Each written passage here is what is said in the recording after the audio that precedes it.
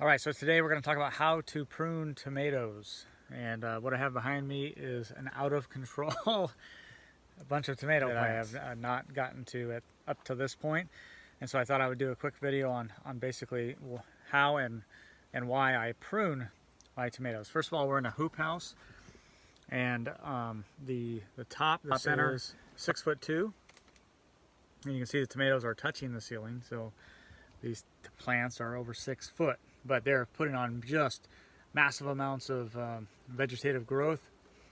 And I want to prune them today for 3 main reasons. There's lots of reasons, but 3 main reasons. Number one is I want to be able to access the hoop house, and so I want to keep them under control. All right, so I want to clear, the path this way. Okay, so I want to trim those up. Number 2 is I want to maximize fruit production instead of all of this vigor, all of this vegetative growth. I want to maximize fruit production, so I'm going to minimize the amount of vines basically that I'm getting from this. And then the third thing is I'm hoping to prevent disease. I reduce disease pressure on these tomatoes by increasing the airflow. Okay, so that's, you can see they're really thick. They're just totally neglected. So let me show you that real quick on how I do it and why, and basically the before and after. Okay, so another look at these tomatoes, kind of showing you down low here. Yes, they are prolific. And down this side. Okay, we also have, just real quick, we have borage and marigolds and peppers, and we have melons that were, and some volunteer tomatoes over here. Yeah, I'm just kind of letting them go to see what they produce.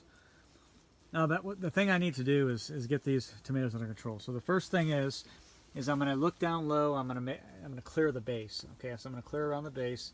Anything that's touching the ground or in threat of touching the ground, I'm going to get rid of that.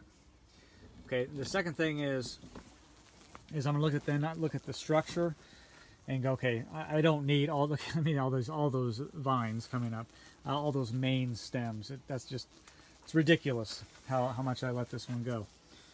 So I'm going to pick a few to trim out. Okay, I'm going to have to be careful because there's a lot of fruiting that is happening already. But I also realize that it is early season, and it's okay if I cull out some of that fruiting as well.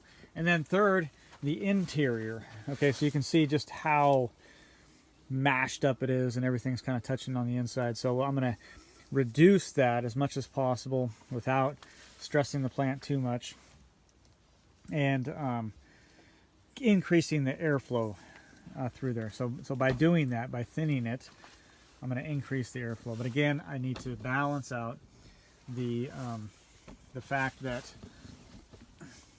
there is a lot of cuts to be made, and so I don't want to make too many cuts either. I don't want to just decimate the plant and have it completely stressed. Okay, so I'll show you. I'm going to start doing some pruning on this, and then I'll show it to you.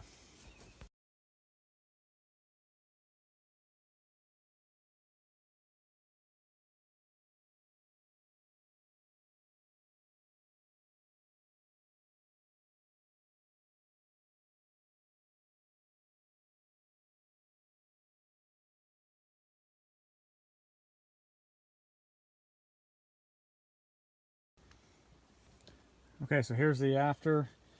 Got pretty aggressive actually. So we'll see how that turns out. Let me move it along here. So these were pretty bushy.